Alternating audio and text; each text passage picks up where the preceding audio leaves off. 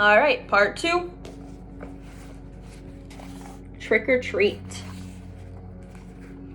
August said he was not feeling well enough to go trick-or-treating later in the afternoon, which was sad for him because I know how much he loved trick-or-treating, especially after it got dark outside. Even though I was well beyond the trick-or-treating stage myself, I usually threw on a mask or something to accompany him up and down the blocks. I knew it was the one night a year he could truly feel like every other kid. No one knew he was different under that mask. To August, that must have felt absolutely amazing. At 7 o'clock that night, I knocked on his door. "Hey," I said. "Hey," he said back. He wasn't using his PlayStation or reading a comic book. He was just laying in his bed looking at the ceiling. Daisy, as always, was sitting next to him on the bed, her head draped over his legs. The Bleeding Scream costume was crumpled on the floor next to the Boba Fett costume. "How's your stomach?" I said, sitting next to him on the bed. "I'm still nauseous." Are you sure you're not up for the Halloween parade?" I asked him. "Positive." This surprised me. Usually August was a trooper about medical issues. Whatever it was, skateboarding a few days after a surgery or sipping food through a straw with his mouth while it was practically bolted shut. This kid had gotten more shots than more medicine he had taken, put up with more procedures by the age of 10 than most people would have put up in 10 lifetimes, and he was sidelined from a little nausea today. "You want to tell me what's up?" I said, sounding a little bit like Mom. "No." "Is it school?" "Yes." "Teachers or schoolwork or friends?" He didn't answer. I won't say anything to anyone, I promise." "People are always saying something," he answered bitterly. I could tell he was close to crying. "Tell me what happened." And he told me what happened. He had overheard some very mean things some boys were saying about him. He didn't care about what the other boys had said. He expected that, but he was really hurt that one of the boys saying the things was his best friend, Jack Will. I remembered him mentioning Jack a couple of times in the past few months.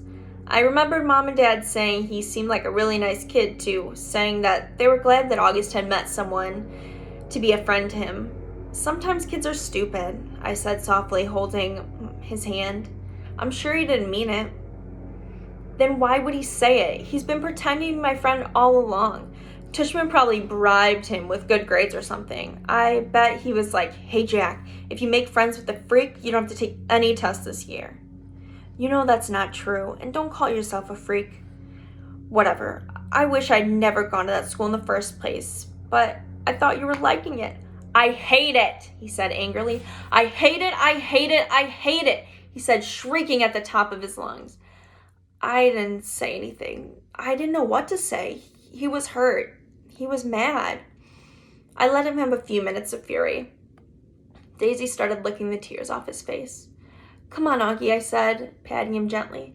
"Why don't you put on your Jango Fett costume and—" "It's Boba Fett! Why does everyone keep saying that and mixing them up?" "Boba Fett costume," I said, trying to stay calm. I put my arms around his shoulder. "Let's go to the parade, okay?" "If I go to the parade, then Mom will think I'm feeling better and she'll make me go to school tomorrow." "Mom would never make you go to school," I answered. "Come on, August, let's go. It'll be fun, I promise. And I'll let you have all my candy." He didn't argue then. He got out of bed and slowly started putting on his Boba Fett costume. I helped him adjust the straps and tighten the belt, and by the time he put the helmet on, I could tell he was already feeling better. Time to think. August played up his stomachache the next day so he wouldn't have to go to school. I admit I felt a little bad for Mom, who was genuinely concerned about his stomach bug, but I had promised August that I would not tell her about the incident at school. By Sunday, he was still determined not to go back to school. "What are you planning on telling Mom and Dad?" I asked him when he told me this. "They said that I could quit whenever I wanted to." He said this while he was still forced on reading a comic book. "But you have never been the kid who quits things," I said truthfully. "That's not like you." "I'm quitting."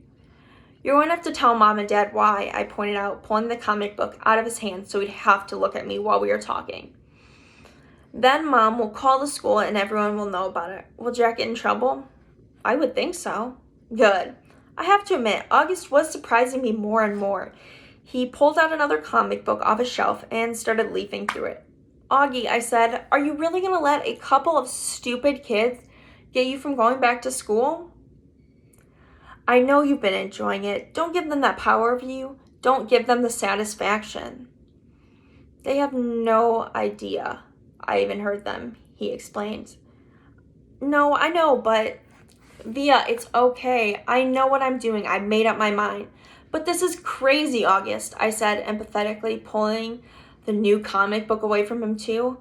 You have to go back to school. Everyone hates school sometimes. Even I hate school sometimes. I hate my friends sometimes. That's just life, August. You want to be treated normally, right? This is normal. We all have to go to school sometimes, despite the fact that we have bad days, okay?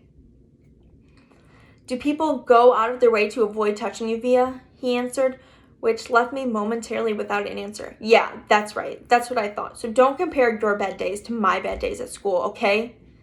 Okay, that's fair, I said, but it's not a contest about who has more bad days, Augie. The point is that we all have to put up with bad days. Now, unless you want to be treated like a baby the rest of your life, or like a kid with special needs, you'll have to suck it up and go. He didn't say anything, and I think that last bit was getting to him. You don't have to say a word to those kids, I continued. August, actually, it is so cool that you know what they said. But they don't know that you know what they said. You know? What the heck? You know what I mean. You don't have to talk to them ever again if you don't want to. And they'll never know why. See? Or you can pretend to be friends with them, but deep down inside, no, you're not. Is that how you are with Miranda? He asked. No, I answered quickly, defensively. I never faked my feelings with Miranda. So why are you saying I should? I'm not. I'm just saying you shouldn't let those jerks get to you, that's all. Like Miranda got to you? Why do you keep bringing up Miranda? I yelled impatiently. I'm trying to talk to you about your friends. Please keep mine out of it. You're not even friends with her anymore. What does that have to do with what we're talking about? The way August was looking at me reminded me of a doll's face. He was just staring at me blankly with his half-closed doll eyes. She called the other day, he said finally. What? I said stunned. And you didn't tell me? She wasn't calling you, he answered, pulling both comic books out of my hand. She was calling me, just to say hi, to see how I was doing. She didn't even know I was going to real school now. I can't believe you didn't tell her. She said the two of you don't hang out as much anymore, but she wanted me to know that she'd always love me like a big sister. Double stunned, stung, flabbergasted. No words formed in my mouth. Why didn't you tell me? I said finally. I don't know, he shrugged, opening the first comic book again.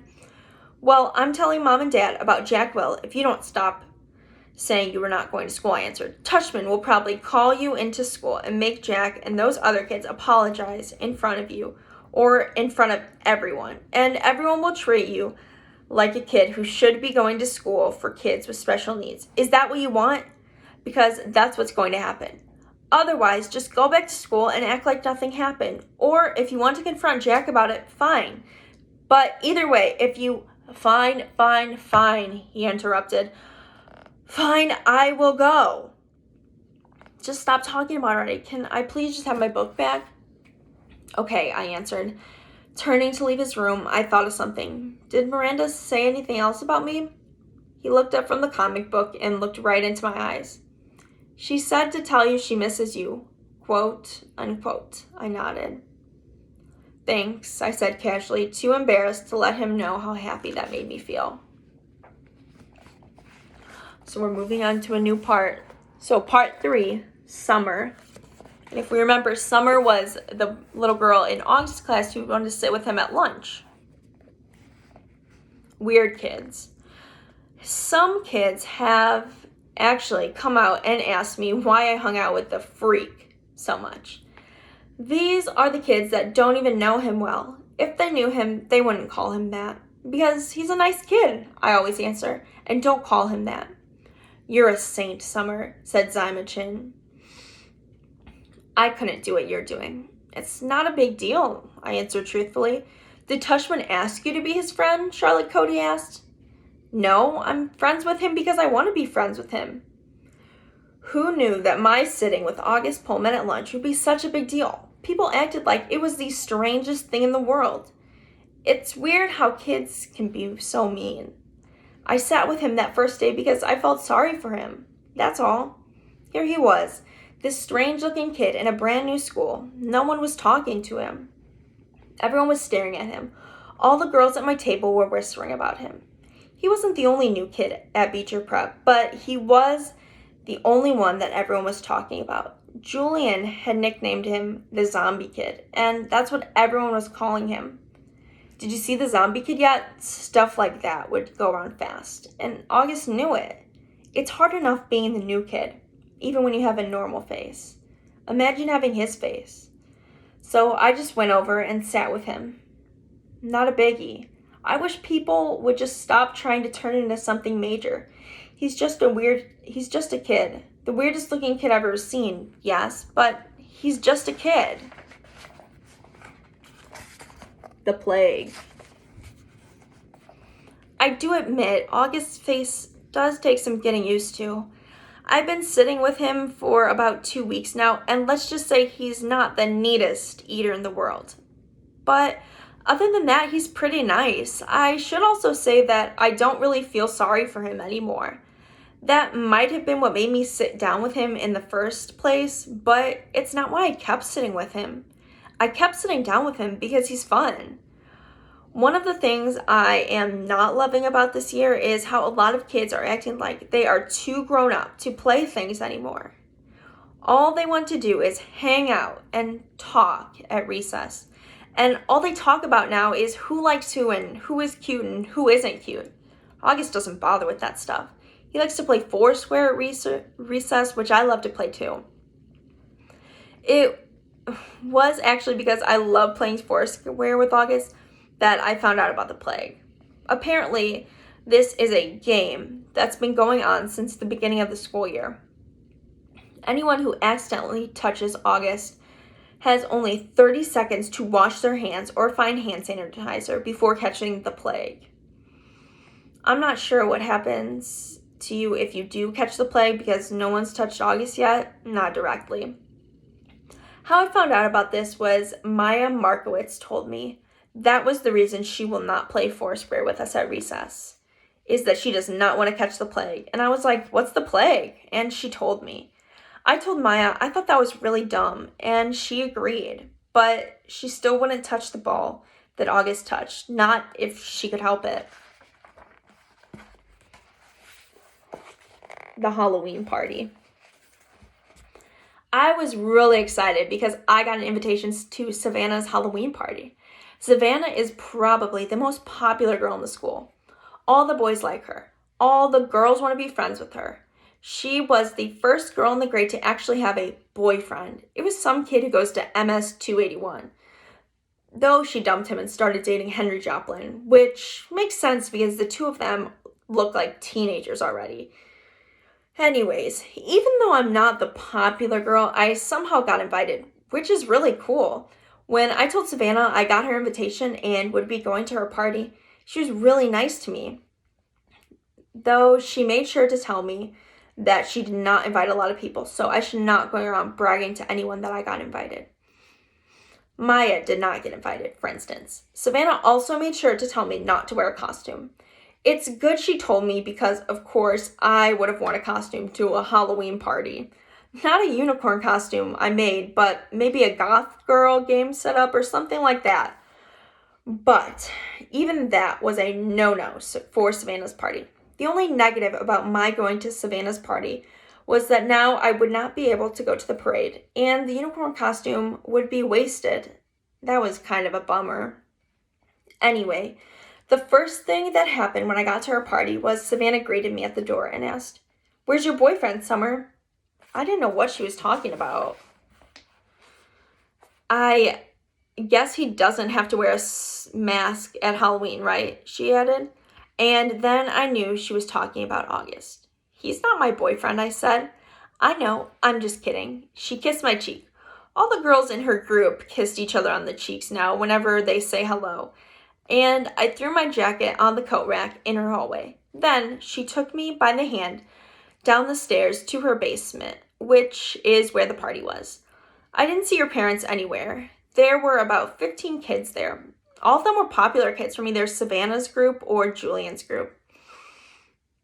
I guess they're all kind of merged into one big super group of popular kids now that some of them have started dating each other.